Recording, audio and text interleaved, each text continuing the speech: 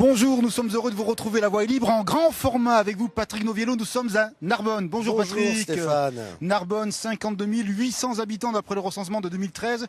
Une commune dont le territoire est aussi grand que le département des Hauts-de-Seine. Je dis ça parce que vous aimez les chiffres et vous allez nous donner beaucoup de chiffres au cours de l'émission pour nous éclairer. Une émission qui va parler justement de la région à la croisée des chemins, parce qu'ici, Narbonne avait un slogan. C'était au temps des années 80, Narbonne au cœur des Suds. Évidemment, A61, autoroute, etc. Ce sont des thèmes que nous allons aborder. 3 thèmes: les infrastructures de transport, l'aménagement du territoire et puis la confrontation ruraux et urbains. Et pour terminer, le plan littoral 21 annoncé par Carole Delga, la présidente. C'était le 18 janvier dernier à Toulouse. Patrick. Alors quelques chiffres justement pour vous rendre compte des dimensions de cette région.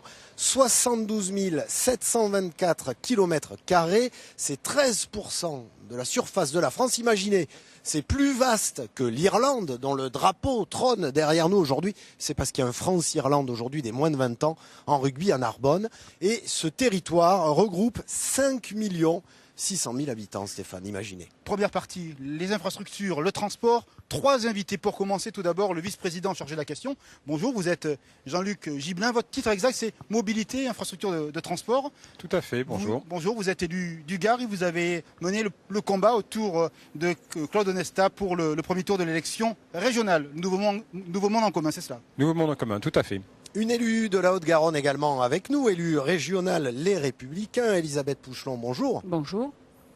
Et Julien Beaucaire, bonjour. Julien Sanchez. Pardon. Julien Sanchez, Bonjour. le maire de Beaucaire, vous êtes conseiller régional Front National et vous appartenez à la commission des transports. Je disais que vous aimez les chiffres. Allez, quelle est la cartographie du rail dans la région? Allez, 2900 km de voies ferrées, 550 trains TER, 61 000 voyageurs quotidiens.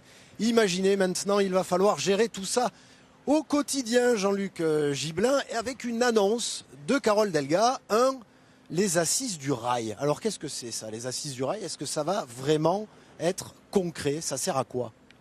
Bien sûr que ça va être concret. Ça va servir d'abord à écouter, à rencontrer, à permettre que les usagers, les ayants droit au transport, les professionnels, les salariés, l'ensemble des forces vives, les élus, puissent participer à un grand débat qui soit le plus proche possible des lieux d'habitation et des lieux de travail de la population, pour parler d'abord et avant tout du train du quotidien.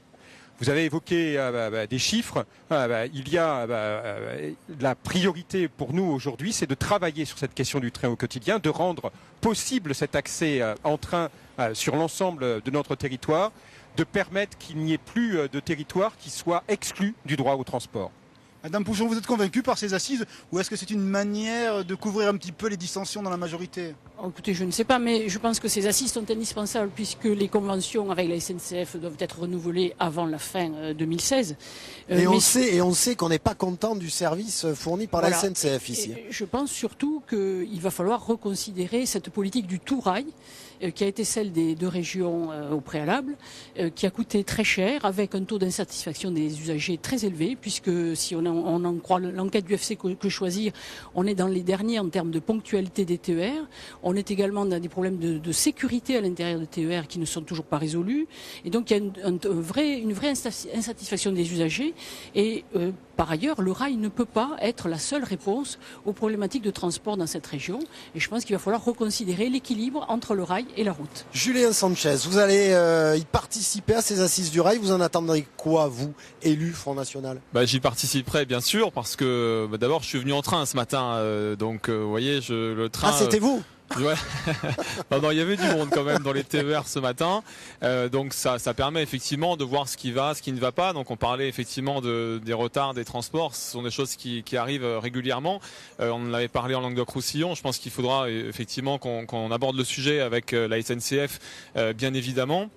Il y a aussi la question des vélos qui ne peuvent pas toujours rentrer dans les trains. Or aujourd'hui c'est un problème important puisqu'on parle beaucoup du tourisme et notamment le tourisme estival. Il faut que les touristes puissent aussi prendre le train avec un vélo. Et puis on peut parler aussi du maillage ferroviaire. Vous savez que j'ai participé à plusieurs manifestations dans le Gard, notamment sur la ligne Alès-Bessèges, sur le train Le Cévenol. On avait manifesté pour défendre ces lignes et je crois qu'il faut qu'on se batte tous ensemble sur ce sujet du maintien des lignes existantes et des gares existantes, parce qu'aujourd'hui la tendance est plutôt à fermer les gares depuis de nombreuses années, et il faut bien sûr mettre un point d'arrêt à cela et développer et maintenir les services publics auxquels nous sommes très attachés. Monsieur Gibelin, est-ce que vous partagez le constat plutôt négatif que Madame Pouchelon des Républicains a dressé pour commencer ? Alors nous sommes avec une situation qui est évidemment très contrastée sur l'ensemble de la région. Il faut prendre la mesure de cette région, de ces 13 départements, avec une très grande diversité en termes de couverture aujourd'hui par le train, en termes de couverture par la route, parce qu'on est aussi dans une situation qui n'est pas satisfaisante sur l'ensemble. Et en même temps, nous sommes dans une situation où il y a besoin d'avoir cet engagement de la région et nous le portons pour qu'il y ait une amélioration de la qualité du service rendu à la population. Alors justement, Carole Delga a rencontré Guillaume Pépi, le patron de la SNCF. Qu'est-ce qu'ils se sont dit ? Il y a eu une première rencontre qui a permis de faire un premier état des lieux sur l'ensemble des dossiers à travailler. Il y a maintenant un programme de rencontres qui est engagé avec la direction, avec moi-même sur un certain nombre de dossiers pour faire un état des lieux. Nous sommes à la veille du renouvellement de la convention TER.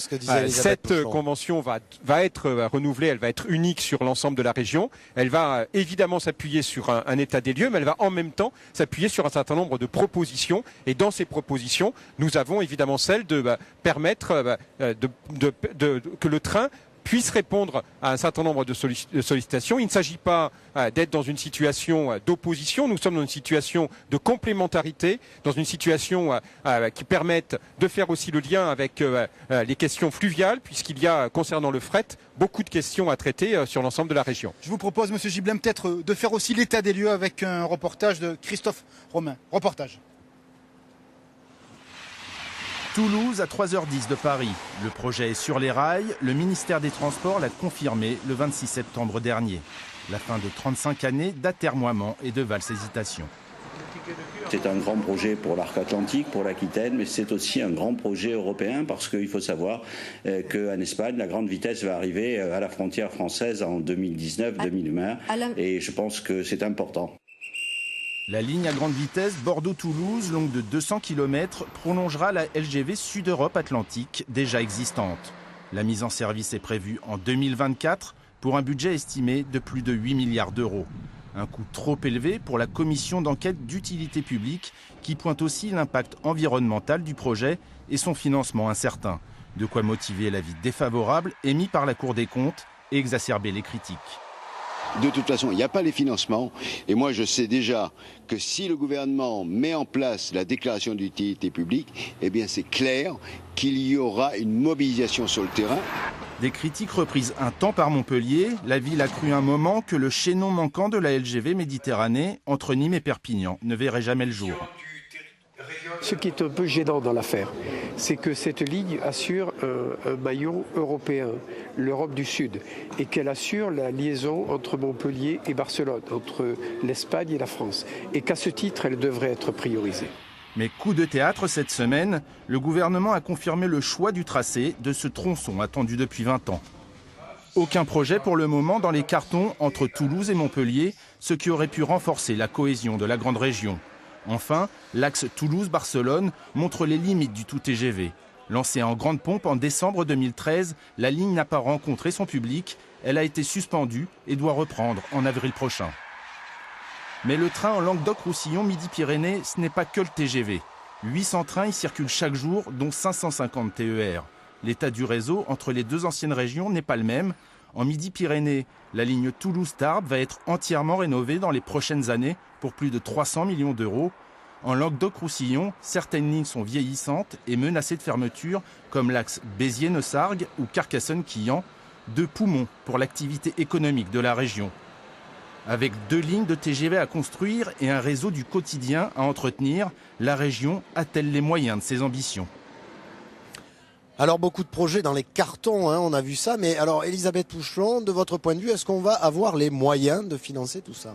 Mais c'est bien le problème, puisque concernant la LGV, nous avons un budget qui est prévu à plus de 8 milliards d'euros, qui est probablement même sous-estimé, parce que c'est déjà une estimation ancienne. Et nous n'avons pas les financements je parle de la LGV Toulouse-Bordeaux, et nous n'avons pas les financements. Il faudra probablement aller les chercher ailleurs, en particulier à l'Europe. Mais est-ce que ce sera aux dépens d'autres investissements? C'est tout le problème. Tout a été acté par le gouvernement, que ce soit Toulouse-Bordeaux, que ce soit Montpellier-Perpignan. Mais il manque l'essentiel, c'est le financement et un échéancier, si bien qu'on ne sait même pas quand les travaux vont pouvoir débuter. Et l'horizon 2024 pour Toulouse-Bordeaux, j'ai l'impression qu'il est quand même très hypothétique. Julien Sanchez, vous avez été concerné indirectement sur vos territoires par le contournement Nîmes-Montpellier. L'État a financé 65% du projet, les collectivités locales restent 25% du temps de Georges Frêche à la région. Vous pensez que les collectivités locales doivent mettre la main au porte-monnaie ? Mettre la main au porte-monnaie, oui, mais pour des projets intéressants et des projets réfléchis. Moi, je pourrais vous parler de la gare de Manduel, par exemple, qui n'est pas un projet réfléchi. Ce qui aurait été intéressant, c'est de faire la grande gare TGV au sud de Nîmes, voilà. Pour les téléspectateurs de Midi-Pyrénées. Oui, pardon. Donc, effectivement, la tendance est à développer des gares en dehors des centres-villes. Et là, le problème, c'est que nous aurions souhaité un véritable pôle multimodal avec à la fois l'aéroport de Garon et puis une gare qui serait venue justement à côté de cet aéroport. Là, aujourd'hui, on fait l'inverse et ça n'est pas un pôle multimodal, ça n'est pas rationnel. Donc, oui, pour participer à certaines choses, mais à des projets intéressants, réfléchis, et ça n'est pas toujours le cas avec certains élus qui ont des projets pharaoniques et qui ne sont pas toujours du bon sens. Je reviens sur le budget avec vous. On a les moyens ou pas de financer tout ça, Jean-Luc Gibelin ? Alors, nous avons d'abord besoin de définir les choix que la région va vouloir porter.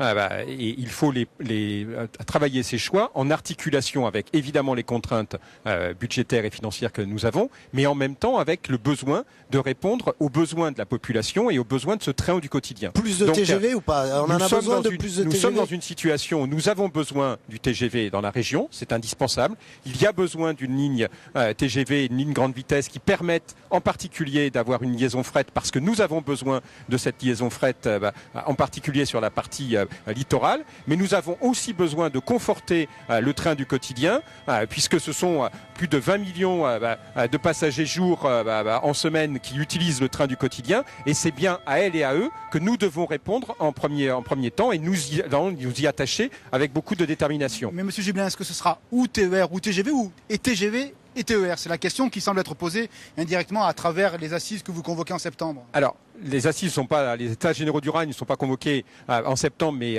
auront lieu dans le deuxième trimestre de l'année, comme la présidente Delgas y était engagée. Ils seront terminés normalement à la fin du premier semestre. C'est un engagement qui sera tenu.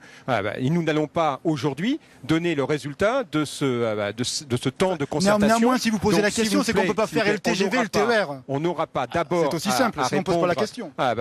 Aux décisions qui vont devoir se faire en concertation. C'est que le choix qui a été pris, et nous prendrons ce temps de la concertation pour en même temps, après avoir le moment où nous déciderons de l'articulation entre l'ensemble des décisions et en même temps des sollicitations vis-à-vis de l'État, puisque l'État a une responsabilité importante sur les transports, il doit aussi l'assumer en la matière. Est-ce qu'il faut éventuellement en venir à du partenariat public-privé ?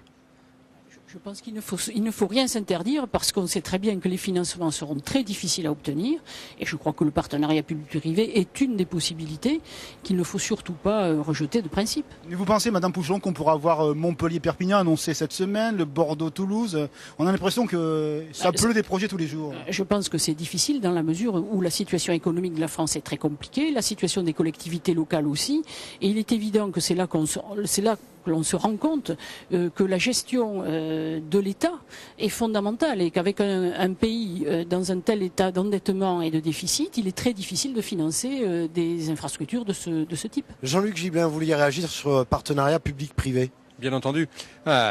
Bien sûr que ça fait partie des questions qui circulent. Ce qui est évident, c'est que pour ce qui nous concerne, nous serons très attentifs à ce que s'il devait y avoir un choix de partenariat public-privé, qui aujourd'hui n'est pas arrêté, en tout cas ce n'est pas la proposition que nous portons, s'il devait y avoir ce choix-là, nous serions très attentifs à ce que les conditions et les précisions soient tout à fait importantes, et qu'on n'arrive pas aux situations que nous avons connues sur la partie ouest de la façade ouest de notre pays. Monsieur Sanchez, qu'est-ce que vous allez favoriser, vous, en tant qu'élu d'opposition, élu du Front National, dans ces discussions que la présidente de la région ouvre avec son vice-président?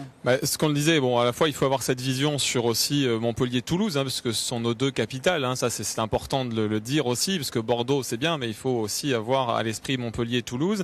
Et ensuite il y a la proximité. Je pense qu'il y a beaucoup de gens qui ont besoin et aimeraient habiter dans la ruralité et aujourd'hui ne le peuvent pas parce que tout simplement l'essence ça coûte très cher et faire 40 km le matin, 40 km le soir, ça n'est pas possible. Donc ils sont obligés d'habiter dans des logements qui sont parfois indécents dans les grandes villes, et je crois que c'est notre devoir de favoriser, de faciliter justement le maillage ferroviaire dans nos régions et dans la ruralité, ça c'est très important. Et enfin, arrêter aussi la communication avec ce train à 1 euro qui a été fait en Languedoc-Roussillon. Je pense que ce qui serait plus intéressant, puisque ce train en plus il faut le réserver à l'avance, c'est très compliqué de l'avoir, ce serait plutôt de mettre en place par exemple une carte orange ou un pass Navigo comme ça existe en Île-de-France ou dans d'autres régions pour favoriser l'accès au train. Alors, vous l'avez dit dès le début de l'émission, Elisabeth Pouchelon, la question, est-ce que c'est finalement le moyen de transport le plus démocratique, le train?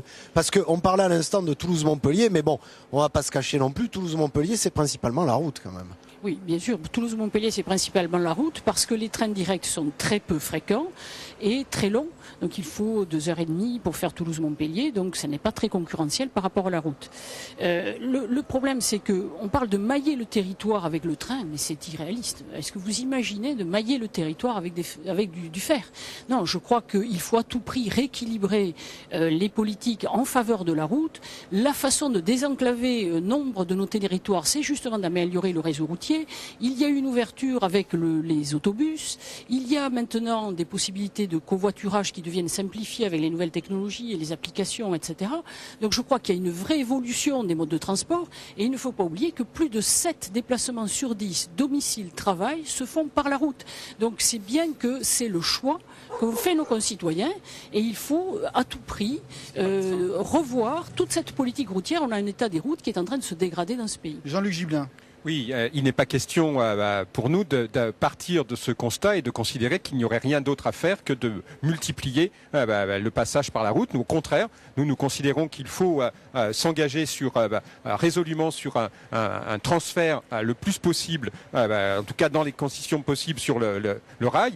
Sur la question Toulouse-Montpellier, bien entendu que la question se pose et est importante. Mais aujourd'hui, en voiture, le centre-ville de Montpellier et le centre-ville de Toulouse, vous ne le faites pas en 2h10. Vous le faites en train et c'est important de ne pas le passer sous silence. Vous savez, j'ai quelques chiffres encore dans la musette. Vous n'êtes pas sans savoir que cette semaine, les péages ont augmenté. Surprise, incroyable. Alors, un petit ordre d'idée. En 2004, un Toulouse-Montpellier, ça coûtait 14 €. Aujourd'hui, c'est 21,70 €. Alors, on nous augmente les péages, soi-disant pour financer des travaux éventuels. Jean-Luc Gibelin, votre position par rapport à ça? Ma position sur l'augmentation des péages est évidemment d'être de ceux qui s'y opposent, de ceux qui considèrent qu'il y a eu déjà beaucoup de choses faites par rapport de produits pris sur le dos de l'utilisateur. Cette augmentation, ça va servir à financer des travaux ou pas? Cette augmentation, que je sache, n'a pas été décidée par la région. Et donc, le plus simple, c'est de demander à ceux qui l'ont décidé ce qu'ils veulent en faire. Pour ce qui concerne la région, nous avons besoin que l'État mette à disposition un certain nombre de moyens pour que nous puissions assumer cette responsabilité qui nous a été confiée et nous permettre d'articuler l'ensemble des moyens à disposition du public, en particulier sur la question du quotidien. Rapidement, Madame Pouchelon, Monsieur Sanchez, est-ce qu'il faut tripler l'autoroute A61 Narbonne Toulouse? Est-ce qu'il faut continuer la RN 88 structurante Lyon, Mende, Rodez, Toulouse? Bien sûr, toutes les personnes qui prennent régulièrement l'autoroute voient bien les difficultés qu'il y a avec en particulier un nombre de poids lourds important. Il faut à tout prix tripler Il faut faire pression sur Vinci pour que ce soit fait. On parle du prix des péages, mais est-ce que vous connaissez le coût du fer?